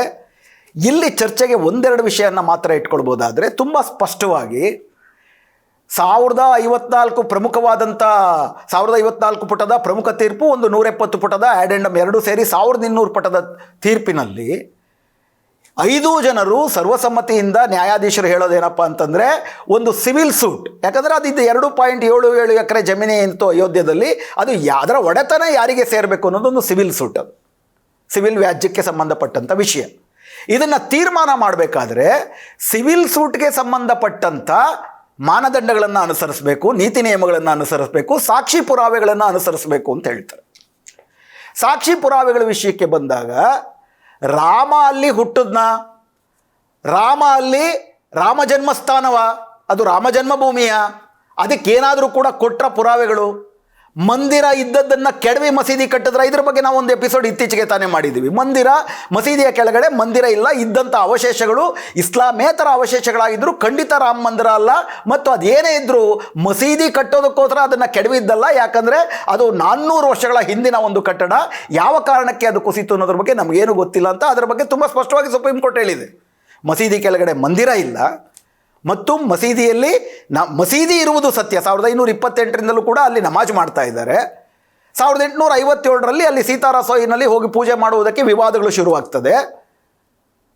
ಆದರೂ ಮಸೀದಿ ಇದ್ದದ್ದು, ನಮಾಜ್ ನಡೀತಿದ್ದು ಎಲ್ಲವೂ ನಿಜವಾದರೂ ಕೂಡ, ಮಸೀದಿಯ ಕೆಳಗಡೆ ಮಂದಿರ ಇರಲಿಲ್ಲ ಅನ್ನೋದು ನಿಜವಾದರೂ ಕೂಡ, ಬಹುಸಂಖ್ಯಾತ ಜನರು ಮಸೀದಿಯಲ್ಲಿದೆ, ಅಲ್ಲಿ ಮಂದಿರ ಇದೆ ಅಂತ ನಂಬೋದ್ರಿಂದ ಬಹುಸಂಖ್ಯಾತರ ಶ್ರದ್ಧೆಗಳಿಗೆ ನಾವು ಪುರಾವೆಗಳನ್ನು ಕೇಳಲಾಗುವುದಿಲ್ಲ ಅಂತ ಒಂದು ಹೊಸ ತರ್ಕವನ್ನು ಭಾರತದ ಅಂದಿನ ಮುಖ್ಯ ನ್ಯಾಯಾಧೀಶರು ಹಾಗೂ ಇವತ್ತಿನ ಮುಖ್ಯ ನ್ಯಾಯಾಧೀಶರು ಇದ್ದಂಥ ಪೀಠ ವಿಚಿತ್ರವಾದ ತರ್ಕವನ್ನು ಮುಂದಿಡುತ್ತೆ. ಅದರ ಒಂದು ಪ್ಯಾರವನ್ನು ತಮ್ಮ ಮುಂದೆ ಓದ್ತೀನಿ. Matters of faith and belief lie in the personal realm of the believer. ವಿಶ್ವಾಸ ಮತ್ತು ನಂಬಿಕೆಯ ಪ್ರಶ್ನೆ ಆಯಾ ವ್ಯಕ್ತಿಯ ನಂಬಿಕೆಗೆ ಸಂಬಂಧಪಟ್ಟಿದ್ದದು, ಅದಕ್ಕೆ ನೀವು ಪುರಾವೆ ಕೇಳೋಕ್ಕಾಗಲ್ಲ. That which sustain solace to the soul is inscrutable. ನಿಮಗೆ ಯಾವ ನಂಬಿಕೆಯಿಂದ ನಿಮ್ಮ ಆತ್ಮಕ್ಕೆ ಸಮಾಧಾನ ಸಿಗುತ್ತೆ ಅನ್ನೋದನ್ನು ನೀವು ವಿಶ್ಲೇಷಣೆ ಮಾಡೋಕ್ಕೆ ಬರೋದಿಲ್ಲ. Whether a belief is justified lies beyond the Ken of judicial enquiry. ಅಂದರೆ ನಿಮ್ಮ ನಂಬಿಕೆ ಸರಿಯಾದದ್ದ ತಪ್ಪಾದದ್ದ ಅನ್ನೋದನ್ನು ನಾವು ನ್ಯಾಯಿಕವಾಗಿ ತೀರ್ಮಾನ ಮಾಡೋಕ್ಕೆ ಬರೋಕ್ಕಾಗೋದಿಲ್ಲ. ಹಾಗಾದರೆ ಒಬ್ಬ ವ್ಯಕ್ತಿ ಏನು ನಂಬ್ತಾರೆ ಅದನ್ನು ಯಾವುದೇ ಮೆಟೀರಿಯಲ್ ಪುರಾವೆಗಳು ನಾವು ಕೇಳಬೇಕಾಗಿಲ್ಲ, ಜುಡಿಷಿಯರಿ ಅದನ್ನು ನಾವು ಸ್ಕ್ರೂಟನೈಸ್ ಮಾಡೋದಿಲ್ಲ ಅಂತಾರೆ ಅಂದರೆ, ಹಿಜಾಬ್ ಪ್ರಕರಣದಲ್ಲೂ ಇದೇ ಅನ್ವಯ ಆಗಬೇಕಾಗಿತ್ತಲ್ವ? ಹಿಜಾಬ್ ಪ್ರಕರಣದಲ್ಲಿ ಇದಕ್ಕೆ ತದ್ವಿರುದ್ಧವಾಗಿ ಕರ್ನಾಟಕದ ತ್ರಿಸದಸ್ಯ ಪೀಠ, ಕರ್ನಾಟಕದ ಹೈಕೋರ್ಟಿನ ಮುಖ್ಯ ನ್ಯಾಯಾಧೀಶ ಅವಸ್ಥಿ ಮತ್ತು ಇನ್ನುಳಿದ 2 ತ್ರಿಸದಸ್ಯ ಪೀಠ ಇದೇ ವಿಷಯದ ಬಗ್ಗೆ ಏನು ಹೇಳ್ತಾರೆ? Conscience is by its very nature subjective. ನನ್ನ ವೈಯಕ್ತಿಕ ವಿಶ್ವಾಸ ಅನ್ನೋದು ತೀರಾ ವ್ಯಕ್ತಿಗತವಾದದ್ದು. Whether the petitioners had the conscience of the kind and how they developed it are not averred in the petition with material particulars. ನಾನು ಹಿಜಾಬ್ ಹಾಕ್ಕೊಳ್ಳುವುದೇ ನನ್ನ ದೈವಿಕ ನಂಬಿಕೆ ಅನ್ನುವಂಥ ಒಂದು ನಂಬಿಕೆಯನ್ನು ಸಾಕ್ಷಿ ಪುರಾವೆಗಳೊಂದಿಗೆ ನಮ್ಮ ಮುಂದೆ ನೀವು ವಾದ ಮಾಡಿಲ್ಲ. ಅಯೋಧ್ಯ ಪ್ರಕರಣದಲ್ಲಿ ಒಬ್ಬ ವ್ಯಕ್ತಿಯ ನಂಬಿಕೆಗೆ ಜುಡಿಷಿಯರಿ ಸಾಕ್ಷಿ ಪುರಾವೆ ಕೇಳೋದಿಲ್ಲ. ಅದು ಸರಿಯಾ ತಪ್ಪ ಅನ್ನುವಂಥದ್ದು ನ್ಯಾಯಾಂಗದ ಆಚೆಗಿರೋ ವಿಷಯ ಅಂತ ಅಯೋಧ್ಯ ಪ್ರಕರಣ. ಹಿಜಾಬ್ ಪ್ರಕರಣಕ್ಕೆ ಬಂತು ಅಂತಂದರೆ ನನಗೆ ಹಿಜಾಬ್ ಹಾಕ್ಕೊಂಡ್ರೆ ನನಗೆ ಸಮಾಧಾನ ಅಂತ ಎಲ್ಲಿ ನೀವು ವಾದ ಮಾಡಿದ್ದೀರಾ? ಒಬ್ಬ ವ್ಯಕ್ತಿಗೆ ಕೂಡ ಆ ವ್ಯಕ್ತಿಗೆ ಆತ್ಮ ಸಮಾಧಾನ ಹಿಜಾಬಿಂದಲೇ ಸಿಗುತ್ತೆ ಅನ್ನೋದಕ್ಕೆ ಯಾವ ಸಾಕ್ಷಿ ಕೊಟ್ಟಿದ್ದೀರಾ? merely stating that wearing hijab is an overt act of conscience and therefore asking them to remove hijab would offend conscience would not be sufficient for treating it as a ground for granting relief. ಹಿಜಾಬ್ ಹಾಕ್ಕೊಳ್ಳುವಂಥದ್ದು ನನ್ನ ವೈಯಕ್ತಿಕ ವಿಶ್ವಾಸಕ್ಕೆ ಸಂಬಂಧಪಟ್ಟಿದ್ದು, ಆದ್ದರಿಂದ ಹಿಜಾಬನ್ನು ತೆಗಿಬೇಕು ಅಂತ ಹೇಳೋದು ನನ್ನ ವೈಯಕ್ತಿಕ ವಿಶ್ವಾಸಕ್ಕೆ ಧಕ್ಕೆ ತರುತ್ತೆ ಅಂತ ನೀವು ಹೇಳುವಂಥದ್ದು ಈ ಒಂದು ಆದೇಶವನ್ನು ರದ್ದು ಮಾಡುವುದಕ್ಕೆ ಸಾಕಷ್ಟು ಪುರಾವೆಗಳನ್ನು ಒದಗಿಸುವುದಿಲ್ಲ. ನನ್ನ ನಂಬಿಕೆ ಏನಪ್ಪ ಅಂತ ಅಂದ್ಬಿಟ್ಟು ರಾಮಭಕ್ತರು ಹೇಳಿದ್ರೆ ಅಯೋಧ್ಯದಲ್ಲಿ, ಹೌದೌದು ಅವ್ರ ವಿಶ್ವಾಸ, ಅವ್ರ ಭಕ್ತಿಯಲ್ಲಿ ರಾಮ ಅಲ್ಲಿ ಹುಟ್ಟಿದ್ದ ಅಂತ ಅವ್ರ ವಿಶ್ವಾಸ ಇದ್ದರೆ ಅದಕ್ಕೆ ಸಾಕ್ಷಿ ಪುರಾವೆ ಕೇಳಬಾರ್ದು, ನ್ಯಾಯಾಂಗ ಅದ್ರಲ್ಲಿ ಮಧ್ಯಪ್ರವೇಶ ಮಾಡಬಾರ್ದು ಅಂತ ಹೇಳ್ತಾರೆ 5 ಜನ ಸಾಂವಿಧಾನಿಕ ಪೀಠದವರು. ಹಿಜಾಬ್ ಪ್ರಶ್ನೆಗೆ ಬಂತು ಅಂತಂದರೆ ಎಲ್ಲಿ ಸಾಕ್ಷಿ ಪುರಾವೆಯಲ್ಲಿ ನೀನು ವೈಯಕ್ತಿಕವಾಗಿ ಹಿಜಾಬ್ ಹಾಕ್ಕೊಂಡ್ರೇ ನನಗೆ ಧಾರ್ಮಿಕ ವಿಶ್ವಾಸ ಧರ್ಮಶ್ರದ್ಧೆ ಇದೆ ಅಂತ ಆಗುತ್ತೆ ಅಂತ ಎಲ್ಲಿ ತೋರಿಸಿದೆಯಾ ನೀನು ಪುರಾವೆ ಅಂತ ಕೇಳ್ತಾರೆ. ಅಂದರೆ ಒಂದೇ ನಿಯಮವನ್ನು ನಿರ್ದಿಷ್ಟವಾಗಿ 2 ಬೇರೆ ಬೇರೆ ಪ್ರಕರಣದಲ್ಲಿ, ಒಂದು ಕಡೆ ಮುಸ್ಲಿಮರು ಪ್ರತಿವಾದಿ ಆದಾಗ ಒಂದು ಕಡೆ ಒಂದು ರೀತಿ, ಹಿಂದೂಗಳು ಆದಾಗ ಮತ್ತೊಂದು ರೀತಿಯಲ್ಲಿ ಇದೇ ಕೋರ್ಟ್ಗಳು ವ್ಯಾಖ್ಯಾನ ಮಾಡುತ್ತೆ. ಮತ್ತು ಇದನ್ನು ತುಂಬ ಪ್ರಜ್ಞಾಪೂರ್ವಕವಾಗಿ ಮಾಡಿದ್ದೇವೆ, ಒಂದು ನಿರ್ದಿಷ್ಟವಾದಂಥ ಸಂದೇಶ ಕೊಡೋದಕ್ಕೋಸ್ಕರನೇ ನಾವು ಮಾಡಿದ್ವಿ ಅಂತ ಅಂದ್ಬಿಟ್ಟು ಸುಪ್ರೀಂ ಕೋರ್ಟ್ ಹೇಳುತ್ತೆ. ಇದು ತುಂಬ ಗಂಭೀರವಾದಂಥ ವಿಷಯ. ಭಾರತದ ಸಂವಿಧಾನ, ನಮ್ಮ ಪ್ರಭುತ್ವಗಳು ಜಾತಿ, ಧರ್ಮ, ಲಿಂಗ, ಪ್ರದೇಶ ಇವುಗಳನ್ನು ಆಧರಿಸಿ ಯಾವುದೇ ರೀತಿಯ ತಾರತಮ್ಯವನ್ನು ಮಾಡಬಾರದು ಅಂಥೇಳಿ ನಮ್ಮ ಸಂವಿಧಾನದ ನಿಲುವು.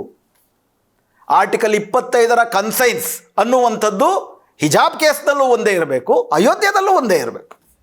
ಅದೇ ರೀತಿ ಭಾರತದ ಒಕ್ಕೂಟ ವ್ಯವಸ್ಥೆ ಏನೊಂದು ಶೇರ್ಡ್ ಸಾವರೆಂಟಿಯ ಹಕ್ಕನ್ನು ಕೊಡುತ್ತೆ ಅದು ಕಾಶ್ಮೀರಕ್ಕೂ ಅನ್ವಯಿಸಬೇಕು, ಇಡೀ ರಾಜ್ಯಗಳಿಗೂ ಅನ್ವಯಿಸಬೇಕು. ಅದೇ ರೀತಿ ಕಾನೂನುಗಳನ್ನು ಮೀರಿ ಒಂದು ಸರ್ಕಾರ ಒಂದು ನಿರ್ದಿಷ್ಟವಾದಂಥ ಕಂಪನಿಗಳಿಗೆ ಪೂರಕವಾಗಿ ಮಾಡ್ತಿದೆ ಅಂತಂದರೆ ಅದು ಈ ದೇಶದ ಆರ್ಥಿಕ ಹಿತಾಸಕ್ತಿಗೆ ಮತ್ತದೇ ವಿಷಯ, ಈಕ್ವಾಲಿಟಿಯ ವಿಷಯಕ್ಕೆ ಧಕ್ಕೆ ತರುವಂತಹ ವಿಷಯ, ಕೆಲವ್ರಿಗೆ ಮಾತ್ರ ವಿಶೇಷ ಫೇವರ್ ಮಾಡುವಂತಹ ವಿಷಯ. ಇದು ತಪ್ಪು ಅನ್ನೋ ರೀತಿ ಸಂವಿಧಾನ ಹೇಳುತ್ತೆ. ಸರ್ಕಾರ ಈ ಸಂವಿಧಾನಿಕ ಮೌಲ್ಯಗಳನ್ನು ಉಲ್ಲಂಘಿಸಿದ್ರೆ ಸುಪ್ರೀಂ ಕೋರ್ಟು ನಮ್ಮ ರಕ್ಷಣೆಗೆ ಬರಬೇಕಾಗಿತ್ತು. ಆರ್ಟಿಕಲ್ 370 ರದ್ದಿನ ವಿಷಯ, ಅಯೋಧ್ಯ ಪ್ರಕರಣದ ವಿಷಯ, ಡಿಮಾನಿಟೈಸೇಷನ್ ವಿಷಯ, ಪ್ರತಿಯೊಂದು ವಿಷಯಗಳಲ್ಲೂ ಕೂಡ ಸರ್ಕಾರದ ಪರವಾಗಿ ಮಾತ್ರ ಅಲ್ಲ, ಸರ್ಕಾರದ ಏನೊಂದು ಹಿಂದುತ್ವವಾದಿ ಸಿದ್ಧಾಂತ ಇದೆ ಅದಕ್ಕೆ ಪೂರಕವಾಗಿ ಸಂವಿಧಾನದ ನಿಯಮಗಳನ್ನು ಬಗ್ಗಿಸಲಾಗ್ತಾ ಇದೆಯಾ? ಮತ್ತು ಇದು ಮಾಡ್ತಾ ಇರೋದು ಹಿಂದುತ್ವವಾದಿ ಜಡ್ಜ್ಗಳು ಅಂತ ಕರೆಸ್ಕೊಂಡಂಥವ್ರಲ್ಲ, ಉದಾರವಾದಿ ಜಡ್ಜ್ಗಳು, ಸಂವಿಧಾನವಾದಿ ಜಡ್ಜ್ಗಳು. ಅದರಲ್ಲೂ ಮುಖ್ಯ ನ್ಯಾಯಾಧೀಶರಾದಂಥ ಚಂದ್ರಚೂಡ್ ಅವರ ಬಗ್ಗೆ ಅಪಾರವಾದಂಥ ಅವರ ಮೇಧಾವಿತನದ ಬಗ್ಗೆ, ಅವರ ಲೀಗಲ್ ತಿಳುವಳಿಕೆಗಳ ಬಗ್ಗೆ ಅವರು ಜಗದ್ವಿಖ್ಯಾತರು ಆ ವಿಷಯದಲ್ಲಿ. ಅವರು ಇನ್ಫ್ಯಾಕ್ಟ್ ಪೀಠದಿಂದ ಎಳೆದು ಬೇರೆ ಬೇರೆ ಕಡೆ ಭಾಷಣಗಳು ಮಾಡಿದಾಗ ನೀವು ಆ ಭಾಷಣ ಮಾತ್ರ ಕೇಳಿದ್ರೆ ನಮ್ಮ ದೇಶ ನ್ಯಾಯಾಂಗದ ಇತಿಹಾಸದಲ್ಲಿ ಅತ್ಯುನ್ನತವಾದಂಥ ಒಂದು ದೊಡ್ಡ ಯುಗದಲ್ಲಿ ನಾವು ಬದುಕಿದ್ದೀವಿ ಅಂತಂದ್ಬಿಟ್ಟು ನಮಗೆ ಅನ್ನಿಸ್ಬಿಡ್ಬೇಕು. ಆದರೆ ಪೀಠದಲ್ಲಿ ಕುಳಿತು ಇತ್ತೀಚೆಗೆ ಕೊಟ್ಟಿರುವ ಅವರ ತೀರ್ಮಾನಗಳೆಲ್ಲವೂ ಕೂಡ ಕೇವಲ ಸರ್ಕಾರದ ಪರವಾಗಿದೆ ಅನ್ನೋ ವಿಷಯ ಅಲ್ಲ. ಕೆಲವು ವಿಷಯಗಳು ಸರ್ಕಾರದ ಪರವಾಗಿ ಬರ್ತದೆ, ಕೆಲವು ವಿಷಯಗಳು ಸರ್ಕಾರದ ವಿರುದ್ಧವಾಗಿ ಹೋಗ್ತವೆ. ಆದರೆ ಬಳಸಿರುವ ತರ್ಕ ನಿಯಮಗಳನ್ನೇ ಒಗ್ಗಿಸುವ, ಸಂವಿಧಾನದ ಮೌಲ್ಯವನ್ನೇ ಬಗ್ಗಿಸುವ, ಭಿನ್ನ ಭಿನ್ನವಾದಂಥ ಮಾನದಂಡಗಳನ್ನು ಎರಡು ಭಿನ್ನ ಭಿನ್ನ ಪ್ರಕರಣಗಳಲ್ಲಿ ಅನ್ವಯಿಸುವ, ಶತಾಯಗತಾಯ ಒಂದು ಬಗೆಯ ಹಿತಾಸಕ್ತಿಯನ್ನು ಎತ್ತಿ ಹಿಡಿಯುವ ರೀತಿಯಲ್ಲಿ ಕೃತಕವಾದ ತರ್ಕಗಳು ಕಾಣ್ತವೆ. ಆರ್ಟಿಕಲ್ 370 ಬಗ್ಗೆ ಮತ್ತು ಅಯೋಧ್ಯ ಜಡ್ಜ್ಮೆಂಟ್ ಬಗ್ಗೆ ಈಗಾಗಲೇ ಸುಪ್ರೀಂ ಕೋರ್ಟ್ನ ನಿವೃತ್ತ ನ್ಯಾಯಾಧೀಶರುಗಳು, ನಿವೃತ್ತ ಮುಖ್ಯ ನ್ಯಾಯಾಧೀಶರುಗಳು, ದೊಡ್ಡ ದೊಡ್ಡ ಲೀಗಲ್ ಲ್ಯೂಮಿನರೀಸ್ಗಳು ಈ ಥರ ಬೇಕಾಬಿಟ್ಟಿ, ಅದರಲ್ಲೂ ಆರ್ಟಿಕಲ್ 370 ಬಗ್ಗೆ ಆರ್ಬಿಟ್ರರಿಯಾಗಿ, ಅಂದರೆ ಮೌಲಿಕವಾದಂಥ ಮಾನದಂಡಗಳನ್ನೇ ಅನುಸರಿಸದೆ ಕೊಟ್ಟಿರೋ ತೀರ್ಪುಗಳ ಬಗ್ಗೆ ಭಾಳಷ್ಟು ಜನ ಈಗಾಗಲೇ ಹೇಳ್ತಿದ್ದಾರೆ. ಹಾಗಾದರೆ ಭಾರತದ ಭವಿಷ್ಯವೇನು? ಕಾರ್ಯಾಂಗ ಅಂದರೆ ಸರ್ಕಾರ ತನಗಿರುವಂತಹ ಶಾಸನಾತ್ಮಕ ಬಲದಿಂದ ಯಾವ ರೀತಿ ಸಂವಿಧಾನದ ಮೇಲೆ ದಾಳಿ ಮಾಡ್ತಿದೆ ಅನ್ನೋದು ನಿಚ್ಚಳವಾಗಿದೆ. ಶಾಸಕಾಂಗ, ಸಂಸತ್ತು ಇತ್ಯಾದಿಗಳ ಕಡೆ ವಿರೋಧ ಪಕ್ಷಗಳಿಗೆ ಆ ತಾಕತ್ತು ಇಲ್ಲ, ಉದ್ದೇಶವೂ ಇದ್ದಂಗೆ ಕಾಣ್ತಿಲ್ಲ, ಸಂಖ್ಯೆಗಳು ಇಲ್ಲವಾದ ಕಾರಣದಿಂದ ಸಂಸತ್ತು ಕೂಡ ನಮ್ಮ ಸಂವಿಧಾನವನ್ನು, ಜನರ ಹಕ್ಕುಗಳನ್ನು ಉಳಿಸೋ ರೀತಿ ಕಾಣ್ತಿಲ್ಲ. ನ್ಯಾಯಾಂಗವೂ ಈ ರೀತಿ ಕೈ ಕೊಟ್ಟುಬಿಟ್ರೆ, ಅದರಲ್ಲೂ ಸುಪ್ರೀಂ ಕೋರ್ಟ್ನ ಸಾಂವಿಧಾನಿಕ ಪೀಠದಲ್ಲಿ ಮುಖ್ಯ ನ್ಯಾಯಾಧೀಶರು ಮತ್ತು ಮುಂದೆ ಮುಖ್ಯ ನ್ಯಾಯಾಧೀಶರು ಆಗಲಿರುವವರು ಅವರುಗಳೇ ಇದೇ ನಮ್ಮ ಧೋರಣೆ. ಚಂದ್ರಚೂಡ್ ಅವರು ಅದನ್ನೇ ಹೇಳಿದ್ದಾರೆ, ನ್ಯಾಯಮೂರ್ತಿ ಚಂದ್ರಚೂಡ್ ಅವರು. ಉದ್ದೇಶಪೂರ್ವಕವಾಗಿಯೇ ನಾವು ಯುನಾನಿಮಸ್ ಆಗಿ ಕೊಟ್ವಿ, ಸಂದೇಶವನ್ನು ಕೊಡಬೇಕಾಗಿತ್ತು. ನಮ್ಮ ನಡುವೆ ಯಾವ ಅಂದರೆ ಸಾಂವಿಧಾನಿಕ ಪೀಠ ಈ ದೇಶ ಕೊಡಬಹುದಾದಂಥ ನ್ಯಾಯಾಂಗ ಪರಿಹಾರದ ಅತ್ಯುಚ್ಚವಾದ ಪರಿಹಾರ, ಅದರ ಆಚೆಗೆ ಬೇರೆ ಏನೂ ಇಲ್ಲ. ಅವರೇನೆ ಉದ್ದೇಶಪೂರ್ವಕವಾಗಿ ಈ ರೀತಿಯ ತರ್ಕವನ್ನು ನಾವು ಮುಂದಿಡ್ತೀವಿ ಅಂತಂದರೆ ಭಾರತದ ಭವಿಷ್ಯವೇನು? ಭಾರತದ ಪ್ರಜಾತಂತ್ರದ ಭವಿಷ್ಯವೇನು? ಭಾರತದ ಸಂವಿಧಾನ ಮೂಲಭೂತ ರಕ್ಷಣೆಯ ಭವಿಷ್ಯವೇನು? ಭಾರತದ ಜನರ ಮೂಲಭೂತ ಹಕ್ಕುಗಳ ಭವಿಷ್ಯ ಏನು? ಇದು ತುಂಬ ಆತಂಕದ ಪ್ರಶ್ನೆ. ನಿಮ್ಮ ಜೊತೆಗೂ ಹಂಚ್ಕೊಳ್ತಿದ್ದೀನಿ, ಯೋಚನೆ ಮಾಡಿ. ನಮಸ್ಕಾರ.